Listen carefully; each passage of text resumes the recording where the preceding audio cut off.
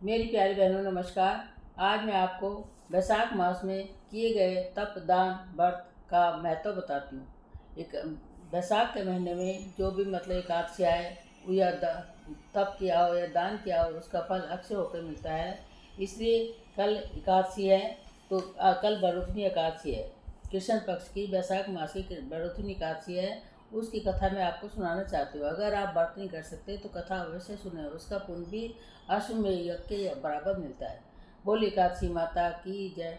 श्रीमन नारायण नारायण नारायण भजो नारायण नारायण नारायण।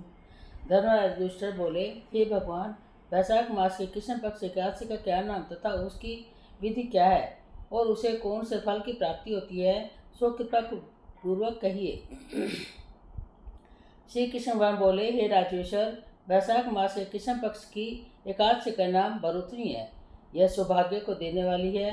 इसके व्रत से मनुष्य के समस्त पाप नष्ट हो जाते हैं और अंत में सुख मिलता है। यदि इस व्रत को एक अभागिनी स्त्री भी करती है तो उसे सौभाग्य मिलता है। बरुथनी के व्रत के प्रभाव से ही राजा मानधाता स्वर्ग को गया और इस प्रकार धुंधमार आदि भी स्वर्ग को गए।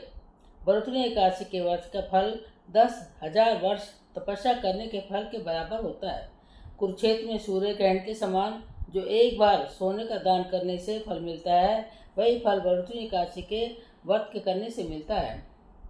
बरुथनी एकादशी के व्रत से मनुष्य इस लोक और परलोक दोनों में सुख प्राप्त करता है और अंत में स्वर्ग को जाते हैं।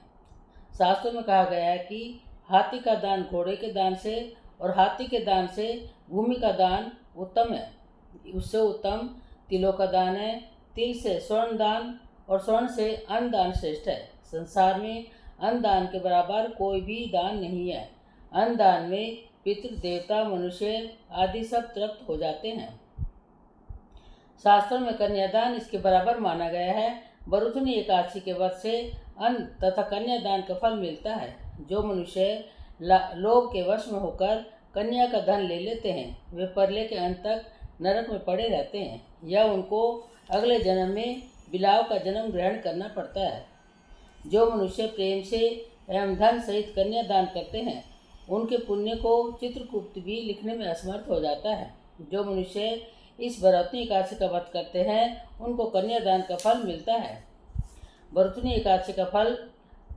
एकादशी का व्रत करने वाले को दशमी के दिन निम्नलिखित 10 वस्तुओं का त्याग देना चाहिए। कासे के बर्तन भोजन करना, मांस, मसूर की दाल, चना, कोदो, शक और मधु यानी शहद, दूसरे का अन्न, दूसरी बार भोजन करना और स्त्री के संग या अन्य किसी के साथ मैथुन करना। उस दिन जुआ नहीं खेलना चाहिए तथा शयन नहीं करना चाहिए। उस दिन पान खाना, दातून करना, दूसरे की निंदा करना तथा चुगली खाना और पापियों के साथ बातचीत भी नहीं करनी चाहिए। उस दिन क्रोध, मिथ्या भाषण का त्याग कर देना चाहिए। इस व्रत में नमक, तेल और अन्न वर्जित है। हे राजन, जो मनुष्य इस एकादशी का विधि पूर्वक व्रत करते हैं, उनको स्वर्गलोक की प्राप्ति होती है। इस व्रत के महत्व को पढ़ने से 1000 गौ दान का फल मिलता है। इसका फल गंगा स्नान करने के फल से भी अधिक है। बोली एकादशी माता की जय। श्रीमन नारायण नारायण नारायण भजो नारायण नारायण नारायण। तुय्यो गोपाल मोहलन तुय्यो नंदलाल मोहलन तुय्यो। सावन आइयो भादोन आइयो अयो कार्तिक मास मोहलन तुय्यो नंदलाल मोहलन तुय्यो।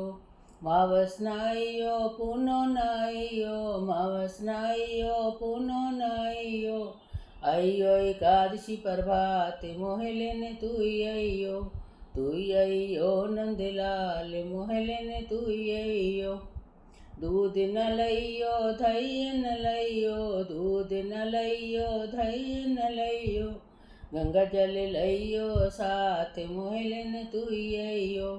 जब राधा बिलैयो रुक्मन बिलैयो, राधा बिलैयो रुक्मन बिलैयो, तुलसा लैयो साथ मोहलन तुयैयो, तुयैयो नंदलाल मोहलन तुयैयो।